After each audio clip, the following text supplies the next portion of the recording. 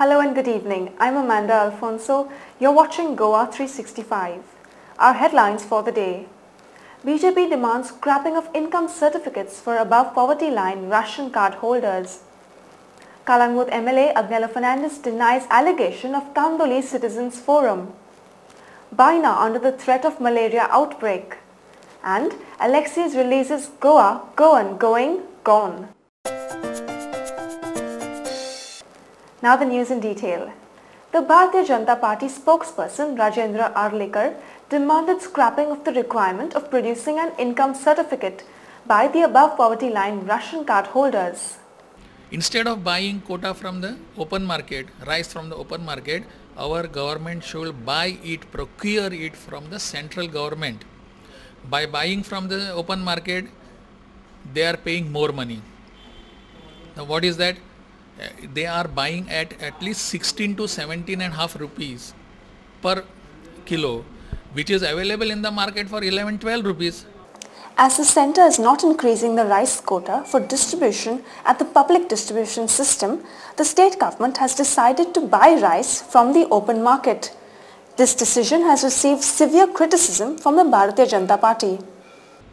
To get PDS ration quota should be scrapped immediately. That has helped nobody.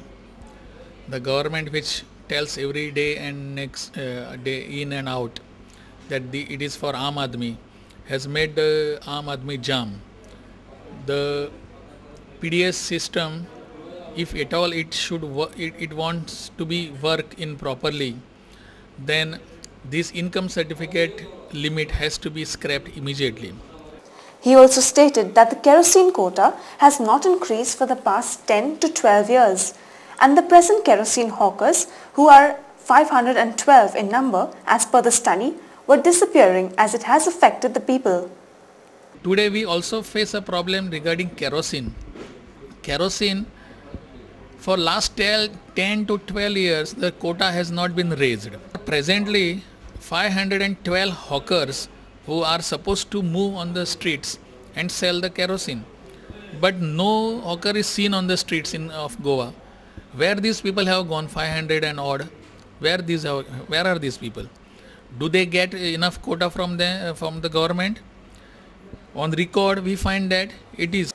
He also questioned the government on their logic of allocating 900 metric tons of rice for the above poverty line when the state needs were much more. Our requirement is 1900 metric ton. We are getting only 900 metric ton from the central government. Our Prime Minister, our Agriculture Minister, our Finance Minister, they tell us that we have enough quota of everything. We have enough cereals with that full FCI godowns are full of it. So why Goa is not getting? And Goa is just 900, about 1000 metric ton quota is nothing compared to other states.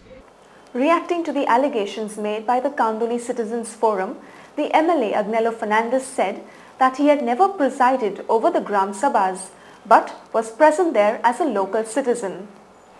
In fact, today was only my third meeting that I have attended. That also because I am also a member of the Gram Sabha of the Kandoli Village Panchayat, because I reside here. And now the first time was when I was elected Sarpanch and the body was formed. Second time the people had, during the first meeting the people had asked me to get some officers so that their grievances can be redressed. That was the time last Gram Sabha I got engineers of the PWD, electricity and everybody. And in that context I was answering the queries from the public, not as I was not presiding over the Gram Sabha meeting. And today I came because I was distributing saplings which are being distributed all over Goa. So there was no question of me presiding over any meetings. But sometimes people have questions regarding government works, and that is the time I answered them. And I think this Panchayat and Sarpanch are competent enough to answer all this. Mr. Agnella Fernandez blamed the president of the forum, who was the ex-Sarpanch of Kandoli, for the whole degradation and the illegal structures in Kandoli. Tukaram Naik, who was the ex-Sarpanch, he is claiming that trees are being cut. In fact, it was during his tenure as member, he was Sarpanch also, deputy Sarpanch also. A lot of degradation of the environment in Kandoli took place. In fact, I have given him an example today in the meeting. There is this hotel called Highland. there was a public waterway, Nalla. It was during his time that it was converted into a road. There are two hotels here called Donna Alcina and Don Francisco. In between them, there is only a 2.5 meter road. There is a huge construction coming up near the St. Teresa's High School, where he has personally signed that file. And a lot of degradation has taken place during his time. In fact, a lot of the non-gone settlers were patronized by him. The MLA accused one, Mr. John Baptist Sequeira, for complaining against a resident, Sohail Usman Sheikh, against illegal constructions. See, there was a complaint in the panchayat by one of the members of the forum, one Mr. João Baptista Sequeira, about alleged illegal house of Mr. Sohail. Now, he will tell you what transpired. After some days, he withdrew that complaint, saying that I am withdrawing that complaint. After that, another month after that, he again complained about the same person. Though Mr. Agnello said that nobody had asked for the discussion on the mega project at the Gram Sabha, except the 8 members of the forum. They said they want to discuss all projects in the Gram Sabha meeting. So we put it to vote. See, there is a lot of misunderstanding about this. Gram Sabha meeting does not have the sanction like the panchayat. You cannot approve or reject in the Gram Sabha. It has to go to the Gram Sabha can suggest development work to the panchayat. They can suggest that this project is not good for the village, but they don't have the right to decide on the project as such, or to approve or to reject it. So when it was put to vote whether the people would like to discuss it in the Gram Sabha or whether they have faith in the panchayat, only 8 of the people have raised their hand to say that they want to discuss it in the... On the contrary, the president of the forum, Mr. Tukaram Naik, alleged that after several requests, the officer chairing the meeting did not allow him to talk. He also said that the people who gathered in the Gram Sabha were supporters of the MLA.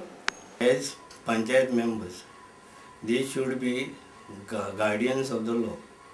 In fact, they should not permit illegal construction done by the others. Illegal constructions are going on. But members themselves doing illegal constructions and objecting some people whereby they are doing the construction, which is not correct. For that reason, we wanted to bring it to the notice of the people that in certain cases they are objecting for the constructions and they themselves do illegalities. This is what I want to say. We never went in anybody's property. We had taken a photograph but not entering in his property. Secondly, in the second place where we went, we were on the public road. We never entered anybody's property. We found that one of the suggestions that was raised in the last Gram Sabha was not minuted. And that is regarding the multi-story project or the mega project that would come up in Kandoli in future.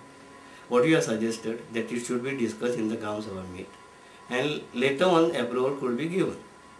That was not minuted. So we tried to ask them why it was not minuted. And we stress that this decision should be again taken. So during that time, what happened?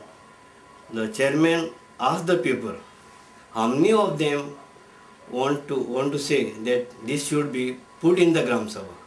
These mega projects that are going to come up in Kandoli should be discussed in the Gram Sabha. Very few could raise their hands and others didn't raise because they were his supporters. And most of them are scared of him, scared of the present panchayat because they have done some illegalities here and there and then they are later on pressurized. For that reason, they just kept quiet. And I think some of them didn't even understand what was told to them. So that time I wanted to clarify. Then the chairman of the Gram Sabha told me he is speaking, let him speak. I allowed him to speak. And then later on I wanted to clarify. That time they told me that Gram Sabha is over and they never gave me any chance for clarification. This is very wrong on their part. When forum cannot raise any such objections or suggestions during the Gram Sabha, how MLA was permitted to speak against the forum?